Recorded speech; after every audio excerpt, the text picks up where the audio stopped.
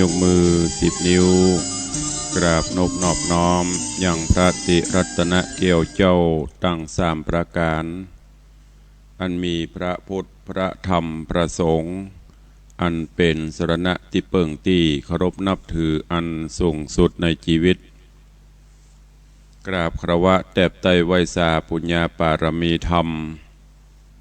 พระมหาเถรานุเถระภิกขุสังฆสามเณรเจ้าจุตนจุองค์อันหมายมีพระเดชพระคุณหลวงปู่พระพรหมมงคลตีปรึกษาเจ้าคณะภาค7เจ้าอาวาสวัดพระธาตุเจ้าสี่จอมตองพระเดชพระคุณหลวงปู่พระเทพโกศลตีปรึกษาเจ้าคณะภาค7เจ้าอาวาสวัดศรีโสดาพระอารามหลวงพระเดชพระคุณหลวงป่อท่านเจ้าคุณพระเทพปริยัติเจ้าคณะจังหวัดเชียงใหม่เจ้าอาวาสวัด7 ยอดพระอารามหลวงอำเภอเมืองเชียงใหม่พระเดชพระคุณหลวงป่อท่านเจ้าคณะจังหวัดลำพูนท่านเจ้าคณะจังหวัดเชียงรายและพระมหาเถรานุเถระเจ้าคณะพระสังฆาธิการภิกขุสงฆ์สามเณรจุตนจุองค์ด้วยความเคารพเจริญสุขเจริญปอนปออกไม่ออกศรัทธานบุญพุทธศาสนิกชนทุกท่านขอน้อมต้อนรับทุกท่านเข้าสู่รายการมรดกธรรมกำเมืองต่างสถานีวิทยุกระจายเสียงของวัดฝ่ายหินตำบลสุเทพอำเภอเมืองจังหวัดเชียงใหม่ส่งสัญญาณกระจายเสียงในระบบคลื่นความถี่ FM 104.50 เมกะเฮิรตซ์สถานีวิทยุวัดป่าแดงมหาวิหารตำบลสุเทพอำเภอเมืองจังหวัดเชียงใหม่ส่งสัญญาณกระจายเสียงในระบบคลื่นความถี่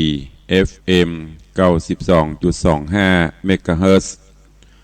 สถานีวิทยุวัดหนองกายตำบลสันปะยางอำเภอแม่แตงจังหวัดเชียงใหม่ส่งสัญญาณกระจายเสียงในระบบคลื่นความถี่ FM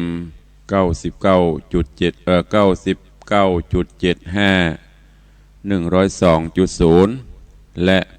89.25 เมกะเฮิรตซ์สถานีวิทยุพระพุทธศาสนาจังหวัดเชียงรายส่งสัญญาณกระจายเสียงในระบบคลื่นความถี่ FM 99.50 เมกะเฮิรตซ์ตลอดจนวิทยุชุมชนเสียงตามสายหอกระจายข่าวตามวัดตามวาตามหมู่บ้านต่างๆพร้อมกันนี้เจริญปอนสาธุชนญาติธรรมญาติโยมที่ติดตามรับฟังต่างเฟซบุ๊กต่างเฟซไลฟ์ต่างเว็บไซต์ต่างๆอยู่ในเวลานี้รายการนี้ดำเนินโดยอัตมภาพพระครูวิสิทธิ์ศรีลาภรณ์เจ้าคณะตำบลป่าแดดเจ้าอาวาสวัดวังสิงห์คำตำบลป่าแดดอำเภอเมืองเชียงใหม่จังหวัดเชียงใหม่เป็นผู้ดำเนินรายการนำเอาธรรมะสารธรรมคำสอนแบบปืนบ้านล้านนามาเทศนาฮือญาติโยมทั้งหลายได้รับฟังกันเป็นประจำกูเจ้าตั้งแต่เวลา6 โมงป่ายถึง7 โมงโดยประมาณส่วนพี่น้องต่างเชียงรายที่ฟังสัญญาณวัดพระแก้วก็ฟังกันในยามมื้อค่ำยามคืนเป็นประจำถึงวันขออนุโมทนาบุญขอบคุณกับญาติธรรมปออกไม่ออกอุบาสกอุบาสิกาที่ได้รับฟังเสียงธรรมะที่ได้ดำเนินรายการมาโดยตลอดขอบคุณกับท่านผู้อำนวยการสถานีวิทยุทุกสถานีตลอดจนญาติธรรมครูบาอาจารย์พระเจ้าพระสงฆ์องค์เนร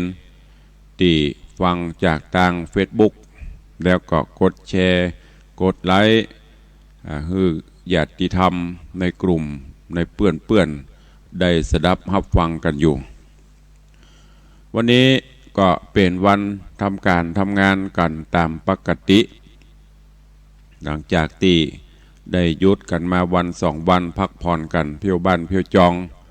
วันนี้ก็ต้องทำงานกันตามปกติสำหรับท่านที่เป็นข้าราชการทหารตำรวจครูบาอาจารย์ที่เป็นรับราชการส่วนพี่น้องศรัทธาที่ใจแรงการแรงงาน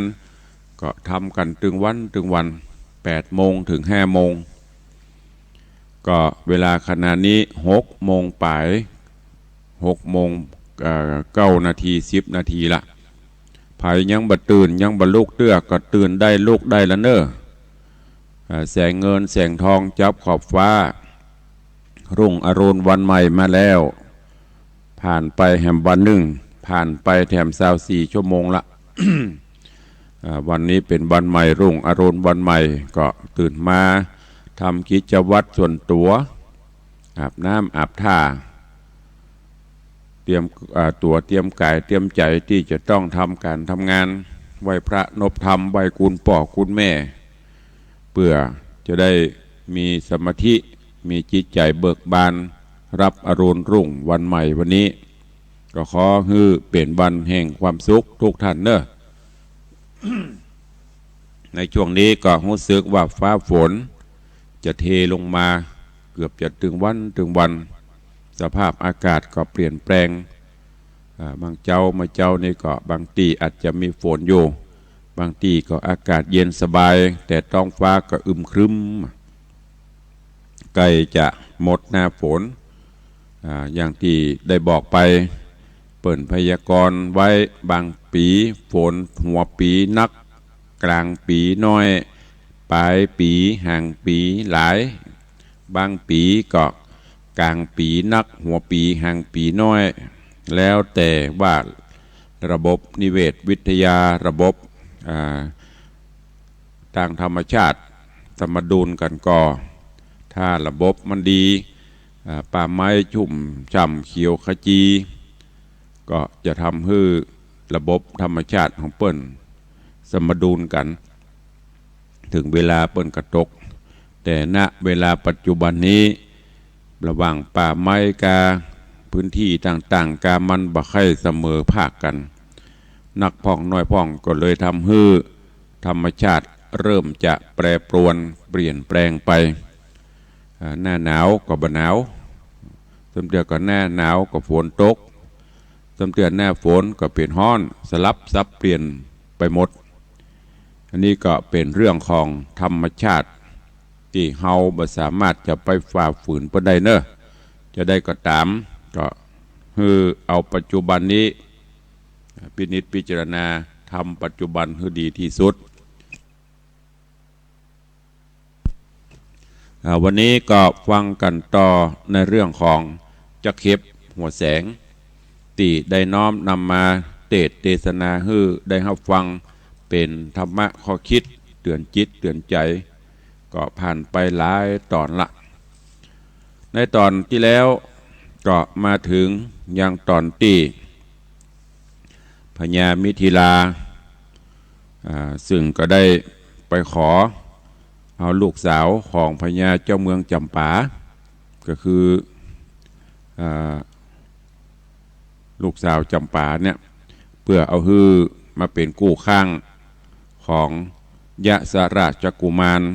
ลูกบ่าวของพญาเมฆราชเจ้าเมืองมิถิลาเมื่อเปิ้นไปส่งปรรณการจะอีต่างเมืองจำปาป่อพญาสีหราชก็เกิดว่าถ้าบ่ฮื้อก็กลัวว่าเปิ้นเป็นบ้านใหญ่เมืองโตกว่ามีความพร้อมกว่ากลัวเปิ้นจะยกทัพจับศึกมารบราฆ่าฟันพี่น้องชาวบ้านก็จะเดือดร้อนก็เลยปรึกษากับจำปาลูกสาวก็หันดีหันงามเมื่อเป็นจะอีทั้งที่ใจจะแต้บ่อยากจะไปและแถมอันหนึ่งก็คือได้หันได้เคยหูได้เคยสัมผัสกับอันศีละวรรณกุมารตอนตีกำลังลุกจากตีอุทยานดอกไม้มาพบมาปะ กันใส่กันตอนนั้นด้วยบุญญาปรมีแค่ชะไม้ตาพอก็ปฏิภักษ์ฮักไข่กันปทุมมาก็เลยติดใจแต่ว่ายังบ่ถึงเวลาหลังจากนั้นเมื่อต่างพญามิถิลามาขอจะอีปทุมมาก็จำเป็นได้ไปพอได้เวลาต่างมิถิลานครโดยยศราชกุมารพร้อมโดยข้าทาสบริพารก็ปากันห้างจ้างห้างม้าเพื่อที่จะมาฮับเอาปทุมมาลูกสาวของพญาเจ้าเมืองจำปาเพื่อที่จะเอาไปกินแขกแต่งงานยกยอปอปั้นอยู่กับบ้านกับเมืองเป็นมเหสี เมื่อขบวนฮับปทุมมาออกจากบ้านจากเมืองจำปาแล้วก็จะปิกไปเมืองมิถิลาในระหว่างทางก็ต้องผ่านป่าไม้ไผ่สนเพราะเมื่อก่อนนั้นมันจะมีหนทางเจริญมีเครื่องบินมีไอพ่นเหมือนประเดียวต้องใจจางใจมาใจเตียวเป็นหลักในระหว่างนั้นก็มาถึงคอนตางเกิดความหิวกันก็พักผ่อนเพื่อให้ร่างกายฟื้นคืนดีก็จะได้เตียวตางต่อไปณที่นั้นก็มีนางยักษ์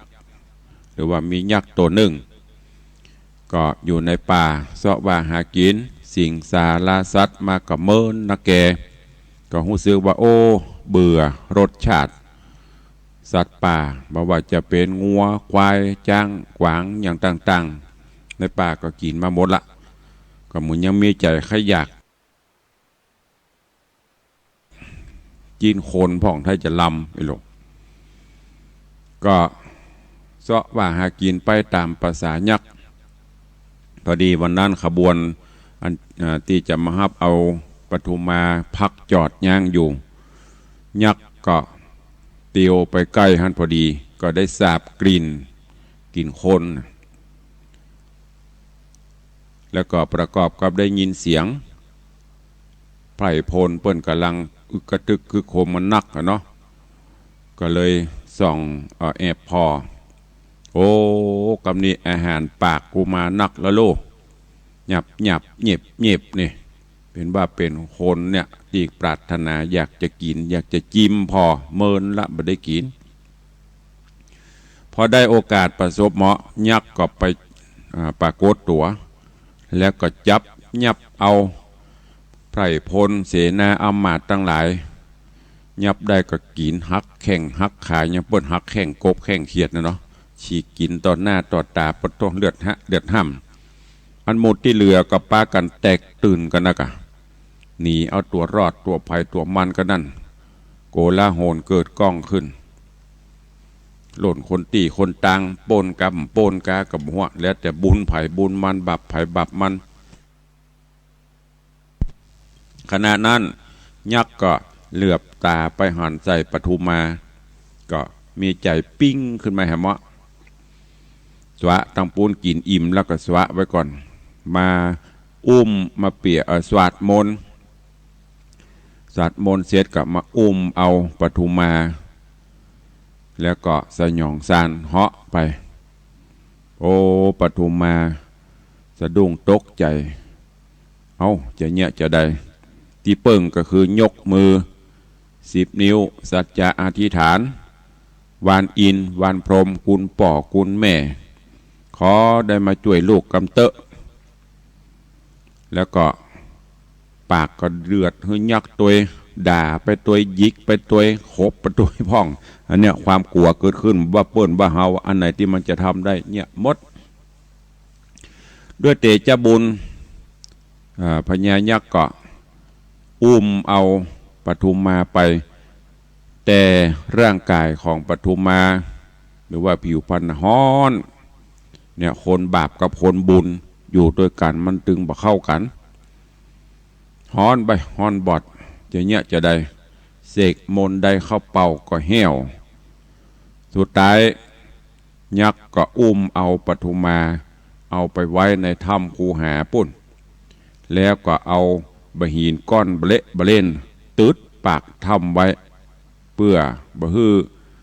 กลุ่มพันกาบะฮื้อสัตว์บะฮื้ออย่างมาหันมาลาวีเอาไปขังละบะหันย้อนกล่าวถึงโพธิสัตว์เจ้าศีละวรรณกุมารตนบุญ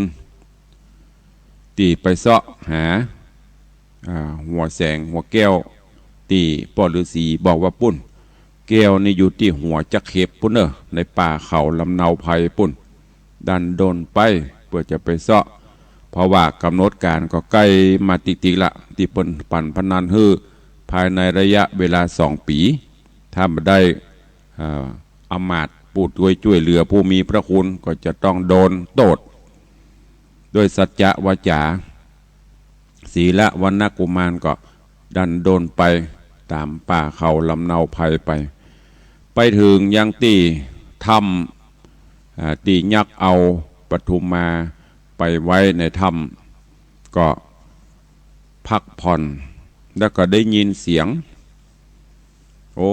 ปฐุมมาก็ให้หอนบอลตุกห้องอยู่ในห้องในถ้ำนะเสียงนั้นก็เล็ดลอดออกมาจากในถ้ำออกมาศีละวรรณกุมารก็ได้ยิน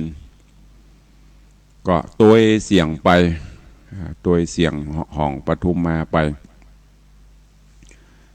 แล้วก็พอไปใกล้ก็เอิ้นถามไผมาห้องอย่างในถ้ำหั่นได้ยินเสียงเข้าไปพอหัวกับเปิด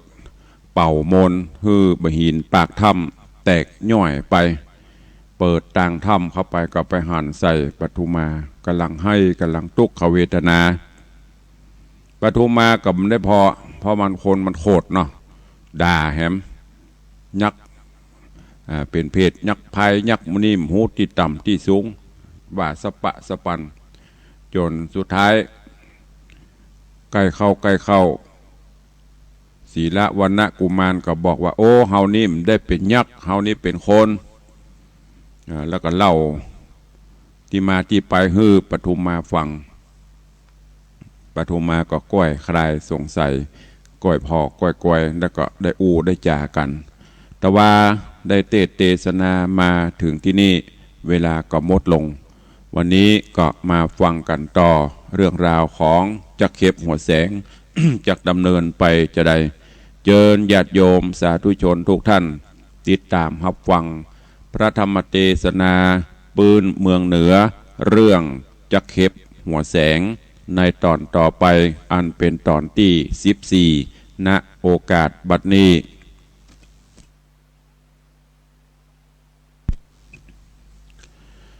นะโม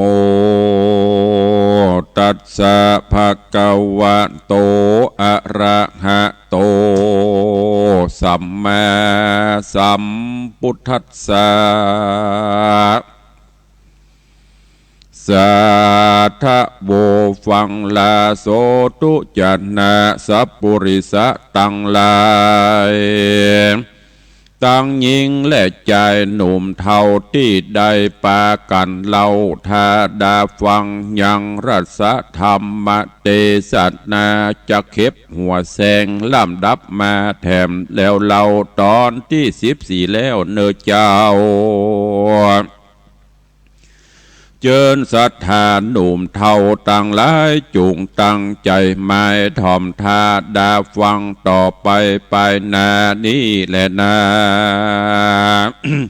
เมื่อนั้นนานางนงครานปฐุมมาหูแล้วใจผ่องเพลวนาน้อมจริงไข่กำกล่าวจี้ว่าข้าแด่พี่บุญนาข้าเป็นราชธิดาด้านเต้าผู้ภาพดาวเมืองจำปานครน้ำมะก่อนแห่งตัวข้าชื่อนางนลาปฐุมมาพระปิตาตนป้อใครสร้างตอบไมตรีกับพระภูมิเมฆราชเจ้าภาศาสตร์เมืองมิถิลาฮือสองรัฐาต่างเตดเป็นดังเขตเมืองเดียว ไพร่ไต้เตียวคืนล่องก้าขายปล่องเถิงการจิงยกปั่นตัวคาฮือน้องดาฮือนอดลาเจ้าฟ้าอุปราชาเถิงวันดาตกแต่งตามปิมแป้งโบราณนอผู้บานอุปราชตั้งอำมาตย์รีปนก็นำตนข้าน้องออกจากห้องจำปานกร ลัดดงดอนป่าไม้อ่านนับใด3 วันยังไปตันไปฮอดยังเมืองเกี่ยวยอดมิถิลาพงอยู่กลางดงนาเถื่อนทองไกลจากห้องเวียงใจยังมียักษ์จังไรตนนึ่งโสดมันไรโหดทารุณปาโกตนตอนนากินไพรฟ้าคนในจัดนับไปหลาก10 คนหากมีปลายมันกินหลายอิ่มต้องก็อุ้มเอาข้าน้องยิงเดียวสะยองเร็วไหววาดขึ้นอากาศเวหาแล้วนำมาขังไว้ดังตี้ปี้ได้มาหันกวนเร็วปันหนีออกไปนอกบัดเดียวยักษ์เหนียวว่ายักษ์ดงเขียวป่าเศร้าจักปอกเต้าขึ้นมากันรอราเนิ่นจ้าเฮาเตี้ยงใดความนาบ่สงสัยนางจากไขเสียงขาดเจ้าหน่อยนาดบุญขวางก็ปาเอานางน้อยอ่อนออกจากบ่อนคูหาโพดออกมาไปนอกที่ข้างขอกโดยจันต่างหันกันแจงทีต่างใจกรีโสมนัสสาพิจารณาคืนล่องบ่แจงส่องเหมือนฝันดังเคยหันมาก่อนยามอยู่บ่อนราชธานีนางสมสลีนอดเนาเคยหันเจ้าบุญหนาในศาลาใหญ่กว้างที่จิมขังตังเตียวนางหันกำเดียวเต้าอันใจสอดดันติดพันหักแบ่งปันไฟห่ออ้อยเกิดข้าคอยบันคืนจักเดียวยืนนอนนั่งใจบอดตังเววาบอกกึดปีแง่ไฟหอยยังใจใหญ่น้อยคนได้ส่วนเจ้าใส่ใจตนองค์อาจคือเจ้าหน่อยนาดศีละวันนะกุมารก็หันก็เกยหันดังนงครานแวนฟ้าเตียวผ่านหน้ากองตากับนางกัญญามวลหมู่เข้าไปสู่เวียงใจก็มีใจไฟหอยเต้ากึดข้าคอยได้บ่มีหมายจักใดอยู่ห่วมไกลแปลงปิงเหตุสลีนางยิงหนอนาเอาเป็นลูกเต่าเจ้าสะบวยเมืองวันนะเรืองพาเสดงามลำเลิศเหลือโคนเลวพอตนนั้นเราเป็นเชื้อเผ่าคนพาน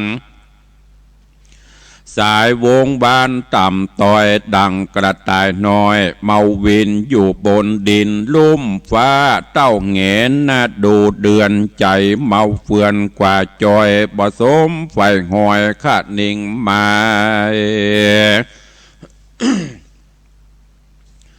การสองยิงใจหนุ่มเนามาโตกป่าเศร้าดงดานบุญสมปันแต่ไทยส่งเฮือใดปะกันดังรับฝันแล้วตื่นตั้งใจชื่นยินดีตั้งไขวัดตีต่อถอยมีบ่อน้อยนาตะตาในกาละนันเล่ายักปูเท่าดงควางอันเอานางขังไว้ในถ้ำใหญ่คูหาแต่วันว่ายามเจ้ามันฮ้อนไม่เอาไปในย้อนมีใจฮักขอดยังนางเกี่ยวยอดแปลงเมือง มายิ่งเขื่องนักแก่ขะนิ่งแผ่ในใจว่ากูกวนไปจำพออุ้มเอานางนอแถมโหนกันว่าตนนางอ่อนอย่างวู่ฮ้อนเหมือนไฟก็จากเร็วไวการกาบกลืนสวับลงคอกันสรีสอบอดน้อยนาดบ่ฮ้อนไม่มาดังอ่อนจากนามแม่นอนเนแอบข้างเป็นกู้สั่งในดงยักษ์ผีพงหาวหาดขนิ่งขวาดสุดปลายก็ผ่านภายไว้ว่องสะย่องขึ้นเวงหาคำดงนาป่าไม้มาลงที่ไกลสับปันมันเล่งหันส่องเจ้าคือนางนอดเนาปทุมมากับหนอพุทธากลิ่นกูพงฟู่อู้จากกันใจแห่งมันโคดไม่ถอดดาบไว้บัดเดียว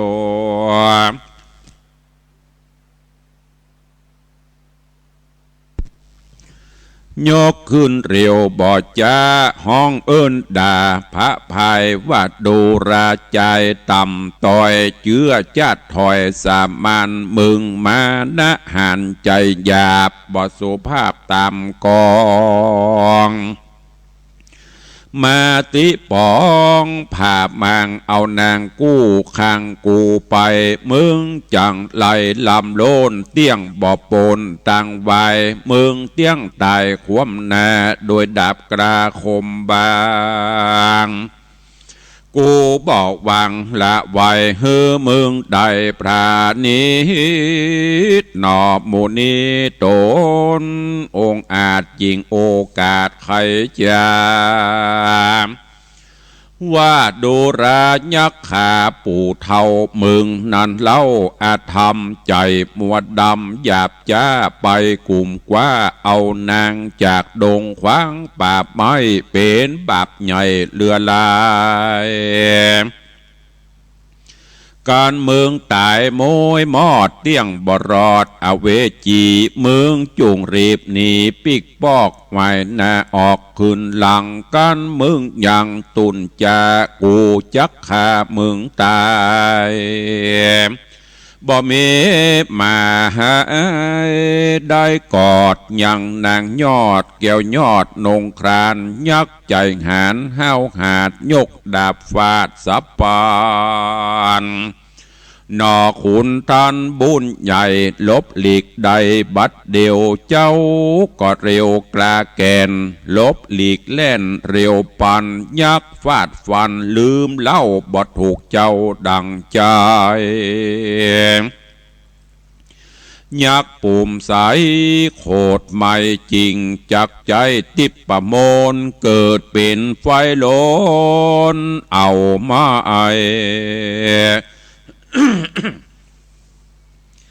มาแวดใกล้กันญาหนอพุทธาหนุ่มเนาลูกศิษย์เจ้าป้อราศีก็เป่ามนดีสักสวาดไฟ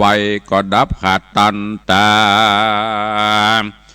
ยักษ์ปลาแต่งสร้างตามไฟอังคณิงหมายมีมากลายแต่ใส่คือเป็นลมใหญ่พัดผ่าน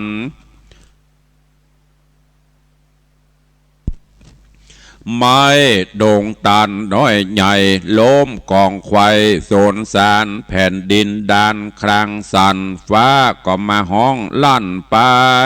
บนเป็นศาสตร์ไพรโส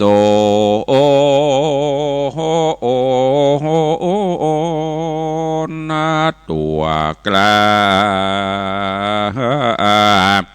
เป็นตนว่าเสื่อมีตังราชสีแลแอดโซเล่นสะโสสะสนนอพระทัศปนบุญใหญ่ก็เกดใดจุประการ ยักใจหานหิวหอดหายใจตอดสู่สาเหตุหบมาแต่เจ้าบ่เป้เจ้าคำใจเวทมนต์ลายซักสวาดหมดเสียงขาดจุอันมันเต้นมาปันตี้ไกลกำแข้งเจ้าไว้บัดเดียวยกขึ้นเรียวบ่อจะหมายฟาดต่อหน้าดินดานนอโปธิญาณหน่อยนาดก็รีบสวาดมนต์ใจยักตาใส่ปากวังลวดกระดังตังคิงจักต้วงติ่งยินยากสองมือหักยอโยงจากวางลงบอดใดเน็ตสึงไข่กาญาจักไกลกราย้ายบาทก็บ่อาจภายพันจุกยืนจันมันแกนติดดังติดดังตีนติดแน่นดินทรายลำบากหลายนักแก่เหือย้อยแผดลำลายหัวใจไหววะวาดดังจะกรอยกราดเมื่อมอนยักเขี้ยวงอนหยาบจากกลัวได้ความนาเป็นผีจริงใครว่าเต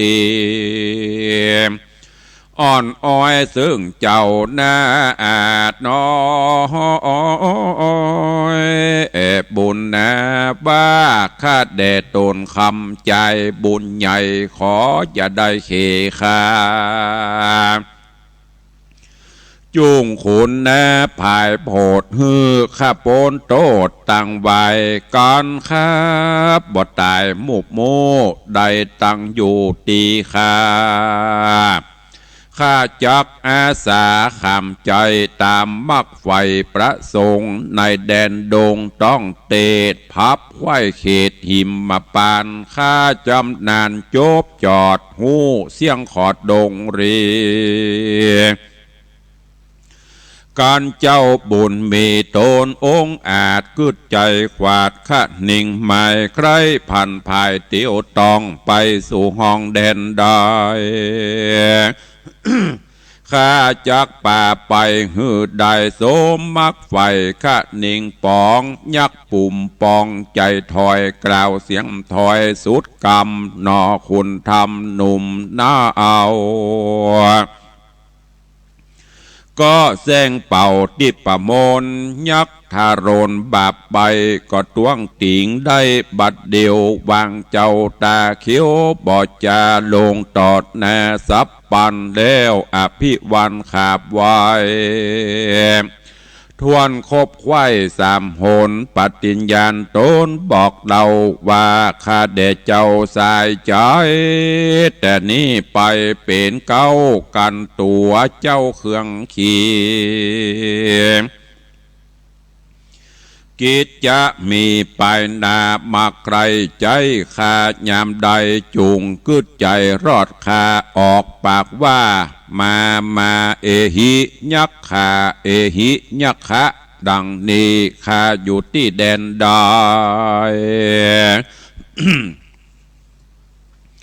บอกว่าไกลและไกลข้าย่อมหูใดบัดเดียวข้าจากรีบเร็วมาหอดถึงเจ้ายอดบุญมียักดงรีปู่เท่าใครบอกเราสุดไปก็ผ่านภายไว้วาดสะยองขึ้นอากาศไปบนข้ามภายโซโหนเถื่อนท้องไปสู่ห้องแดนมันกันยักโด่งตันนี้กว่าเจ้าหนอดลาบุญมีก้อมป่านางสมสะดียอดซอยงามชื่นจอยปทุมมา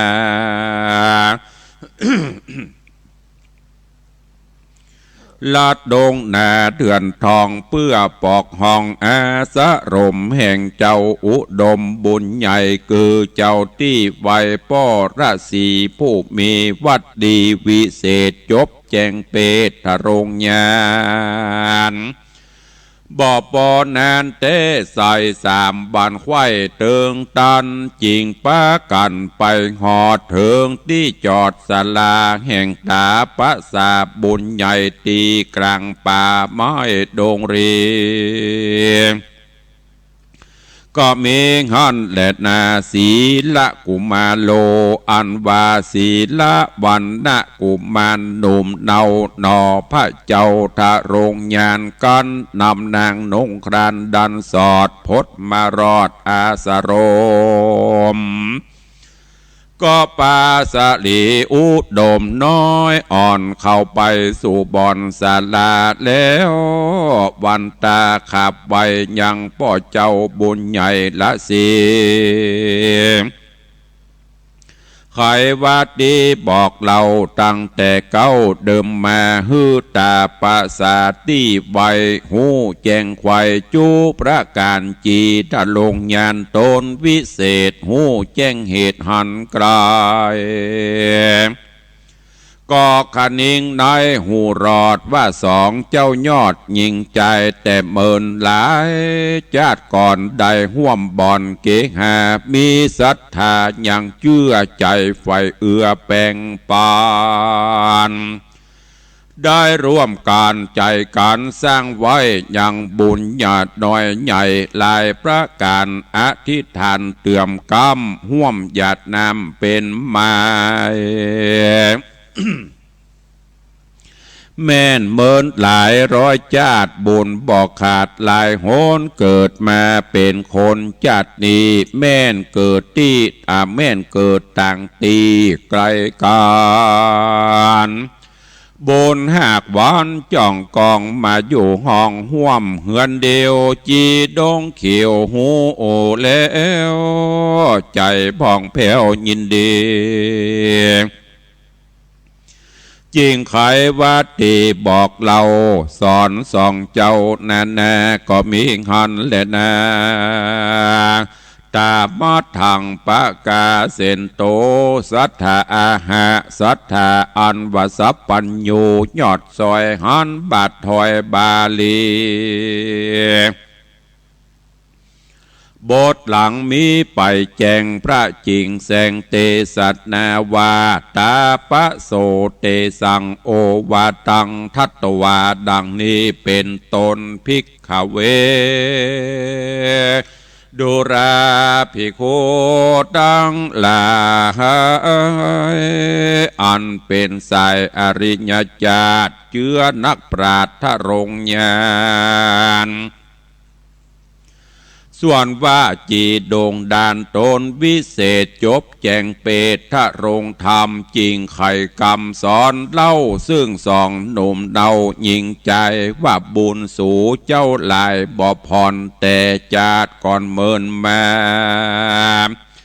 บุญจริงป่าหือใดมาอยู่ไกลจอมกันจุงแป่งปันฮักขอดอย่าละตอดตุ่มวางอย่าใจจางยังเ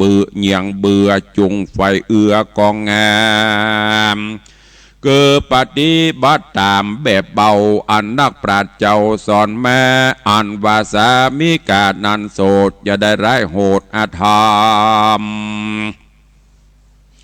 อย่าขายกรรมหยาบจาจมแจ้งด่าเมียตนอย่าทารุณคำราบผมขนาบเคขาปาลิญญากู้หอยได้ตามก้อยมองใจจากรรมใดมันแก่นสัจจะแม่นตามธรรมและนานิธิตังขีญาสั่งวันนาวิเศษจาห้องเหตุธรรมเทศนาจะเข็บหัวแสงก็บังโกมสมเรศเดช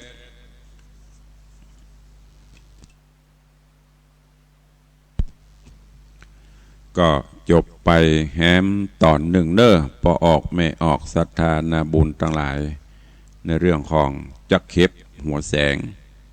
ที่ได้น้อมนำมาเทศนาฮือ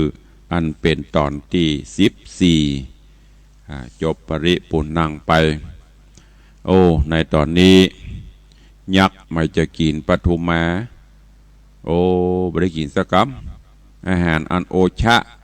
ลุดปากไปหลังจากที่ยักษ์เอาปฐุมมาไปขังไว้ในถ้ำโดยบุญญาปารมีตีตึงสองโพธิสัตว์เจ้าได้ห่วมกันมาก็เลยทำให้โพธิสัตว์เจ้าศีละวรรณกุมารเนี่ยดันโดนมาถึงถ้ำตียักษ์เอานางไปซ่อนไว้ได้ยินเสียงปฐุมมาให้ดำร้องคำครวญอยู่ก็เลยเสกเป่ามนต์ไปเปิดบหินออกจากปากถ้ำแล้วก็เข้าไปหาไปอู้ไปจาสอบถามกันต่างๆนานาจนหูว่าโพธิสัตว์เจ้าเป็นคนหรอใจเป็นยักษ์เป็นเย็นอย่างตกลงแล้วก็ปากันออกจากถ้ำออกจากถ้ำมาพอออกจากถ้ำมาซ้ำได้หันแสงสว่างปะหน้าปะตากันเต็มถึงสองกับปิ้งขึ้นมาละโอ้ถ้าเป็นภาษาบ้านเฮาปฐุมมาก็ว่าโอ้อ้ายนี่รู้นี่ที่เฮาหันตอนที่เฮากำลังลุกอุทยานดอกไม้มาปะใส่อันฝ่ายศีละวรรณกุมารก็ได้บอกโอ้อีน้องนี่รู้ที่เฮาหันกันที่ปุ่นตอนจากที่เฮาพักศาลาพอหูจะอีต่างคนก็ต่างด้วยบุญบารมีในอดีตชาติได้ร่วมสร้างกันมาอูจากกันดีแล้วโอ้ยักษ์มาใส่พอดีหันใส่พอดียักษ์ก็มาคืนว่าโอ้เอาคนมาไม่ยิงจัดงามมาอยู่จะกอดก็บ่ได้จะโดมจะหอมก็บ่ได้เข้าใกล้ไม่ได้ก็ฮ้อนก็เลยเอาไปละไว้ในถ้ำบุญจะลองไปพอกันเหรอเพื่อมันจะเย็นลงแล้วกะถ้าเย็นลงแล้วก็อู้กันหูเรื่องก็จะได้เอาเป็นกู้ข้างแต่ถ้าอู้บ่หูเรื่องก็จะลวดมาบลืนขึ้นมาแล้วจัดนี่หรอพอมาถึงปบโอ้ยังบัดนั้นได้เปิดถ้ำประตูถ้ำลงโตโลหันถึงสองนั่งอู้กันก็โคตรแล้วกำนะฮิจะเนี้ยลำบถามแล้วกำนี้จะเข้ากรรมปราบปรามยังโพธิสัตว์เจ้าศีละวรรณกุมารพอเป็นเจ้าอีศีละวรรณกุมารก็นึกถึงคุณครูบาอาจารย์อันมีปฤษีที่ได้สั่งสอนศิลปะศิลปกูลมนต์ยำเป่ามนต์คาถาต่างๆตอนนั้นก็สู้รบกันละโดยเฉพาะดังยักษ์นี่อย่างก็ไม่ได้เป่าอันใดมาโพธิสัตว์เจ้าก็แก้มดนี่ใดมาก็ไม่ได้สุดท้ายต้องยอมป่ายการไปยักษ์ก็เลยโอ้ขอโปรดปล่อยข้าเตอะข้ายอมละตอนนี้ขอยอมจะใจการใจงานขอเอาข้าไว้เป็นขี้ข้าก็ได้จะใจอย่างบอกมาที่ไก่ที่ใกล้ที่ไหนที่ใดข้าจะเนี้ยเฮือโมดบอกมาเตอะถ้าต้องการใจตัวข้าห้องเลยโดยกล่าวเป็นคาถาว่ามาเอหิยักขะเอหิยักขะห้องยักษ์อันนี้ก็ให้เป็นคาถาแห่งบทนะจะไปห้องมายักษ์บดีอันนี้เป็นห้องยักษ์จากนั้นยักษ์ก็ขอลาไปอยู่ตีของเขาถึงโพธิสัตว์เจ้าถึงสองก็จะได้ว่าโอ้อาสโลมปฤษีไทยใกล้นี่ศีละวรรณกุมารก็เลยปาปฐุมาปิกมาอย่างอาสโลมปฤษีไปกราบไปไหว้ปฤษีถวายรายงานให้ปนหูปฤษีได้นั่งส่องดูหูหันด้วยยานติบของเปิ่นว่าโอ้ถึงสองนี่เป็นกู้บุญปรมีมาโดยกันโลกจากนั้นปฤษีก็อบรมพร่ำสอนระหว่างการอยู่ด้วยกันระหว่างผัวกับเมียจะต้องปฏิบัติปัดปูกันจะได้พ่องวันพุธก็จะเอามาเล่าให้ฟังเนอะวันนี้ก็โป่งวางไว้แต่เพียงเก้าอี้ก่อนญาติโยมทั้งหลายฟังแล้วก็แกะกรไกเอาเนอะคติธรรมสาระธรรมตัวละครต่างๆมองพอละครแล้วก็ย้อนเข้าพอตัวเก่าอันไหนที่เป็นธรรมะที่เราจะนำมาใช้ในการดำเนินชีวิตประจำวันของเราได้ก็เก็บเอามาประพฤติปฏิบัติเนอะยักษ์ในที่นี้ก็คือกิเลสตัณหาต่างๆนั้นนะญาติโยมทั้งหลายบางวันเป็นอินเป็นพรหมบางวันเป็นคนบางวันเป็นเทวดาบางวันเป็นครูบาอาจารย์เป็นสปะเนี่ยมันมีในตัวเขาเนี้ยบางเตื้อโคตรเฮือไผ่ยักษ์ก็ออกมาละโคตรเฮือลูกเฮือเมียเฮือผัวโคตรเฮือปู่ไตบังคับบัญชากายมันก็จะเป็นยักษ์ออกมาผู้ที่จะปราบปรามยักษ์ได้ก็คือ หลักธรรมคำสอนศีลธรรมกรรมฐานเนี่ยเกิดอย่างขึ้นก็ใจหลักคิดพิจารณาดู ถูกต้องเหมาะสมเป็นจะได้จะไปใจความโกรธ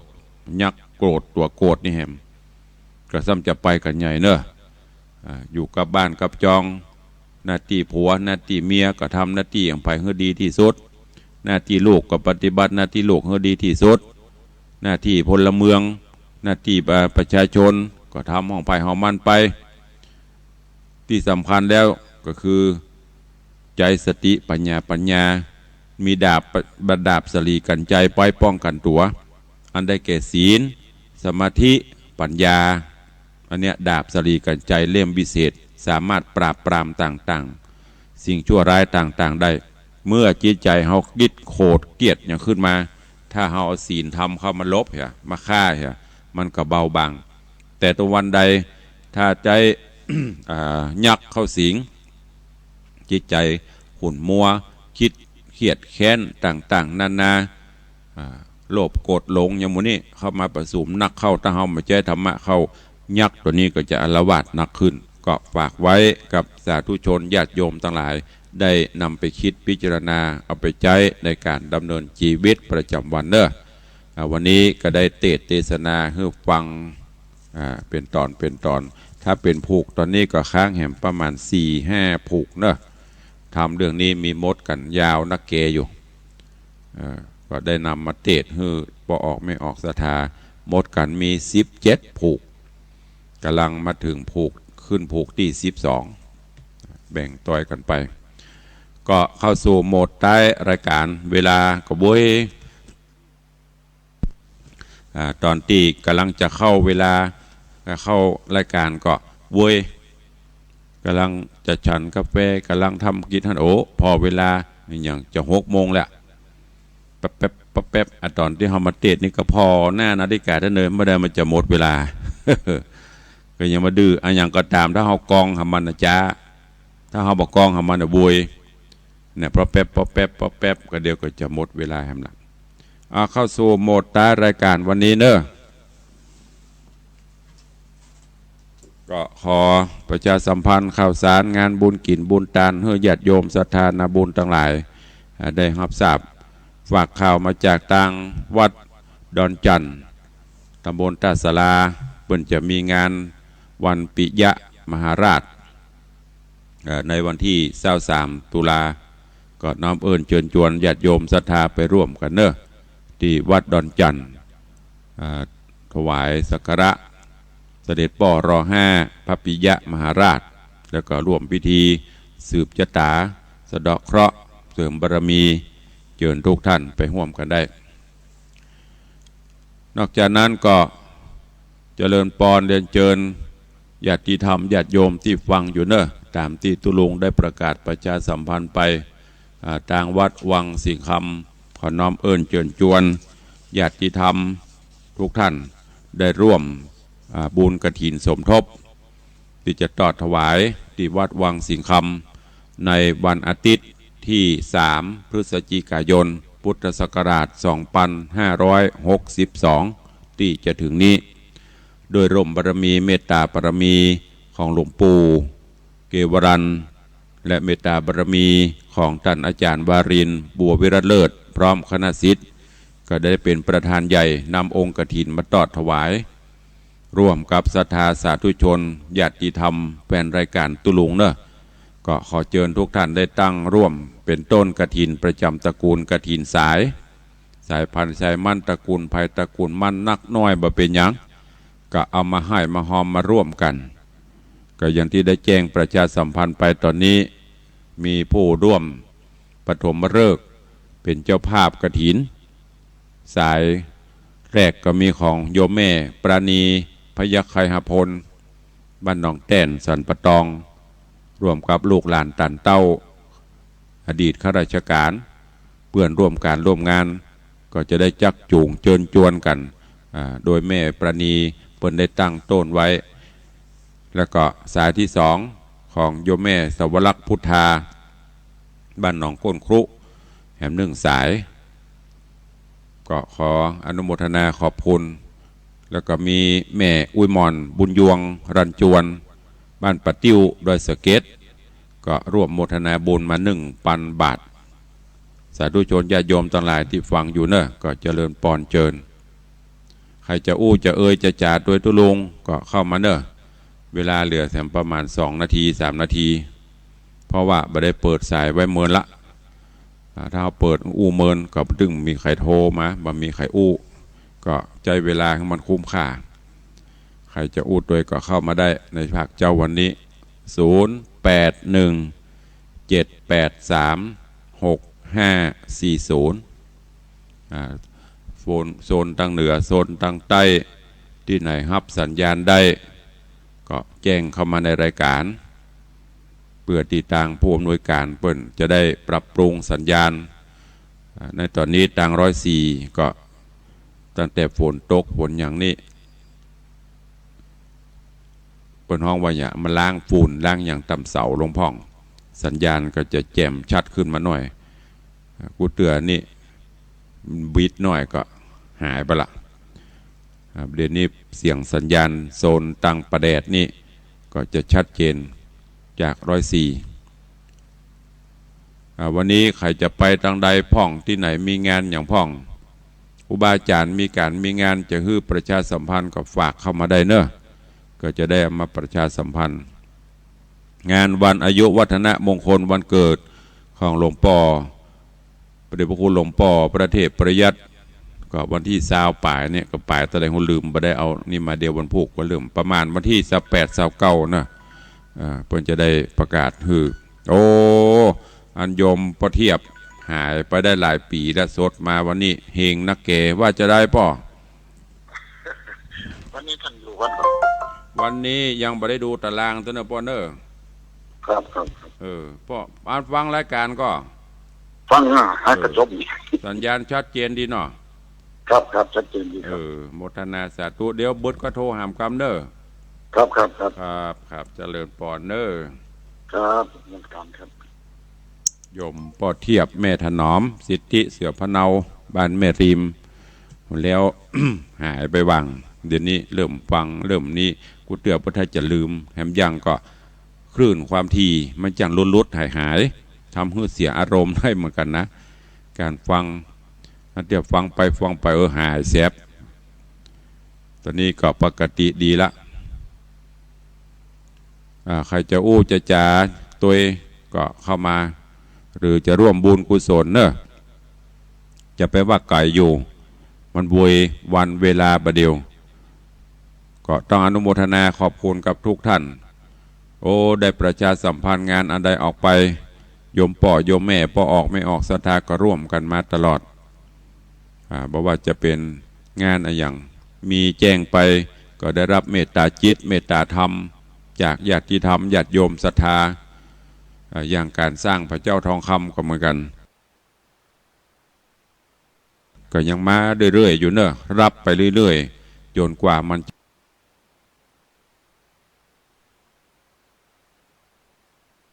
จะครบก็ค้างแหมประมาณ10 กว่าบาทเนี่ย10 กว่าบาทสุดท้ายนี่ดื้อนะแกเหรอโอ้แต่ก่อนมันไปจืดได้ของโยมแม่อย่างก็ปราณีร้านดำรงที่เปิ้นขายไส้อั่วกินส้มแคบหมูที่กาดหลวงโอ้ตุ่นไปจะนักอันนะเปิ้นนำฮือ20 บาทนอกนั้นก็คน2 บาท3 บาทคนบาทคนสลึงคนวินเจาะหอมกันเนี่ยพลังสามัคคี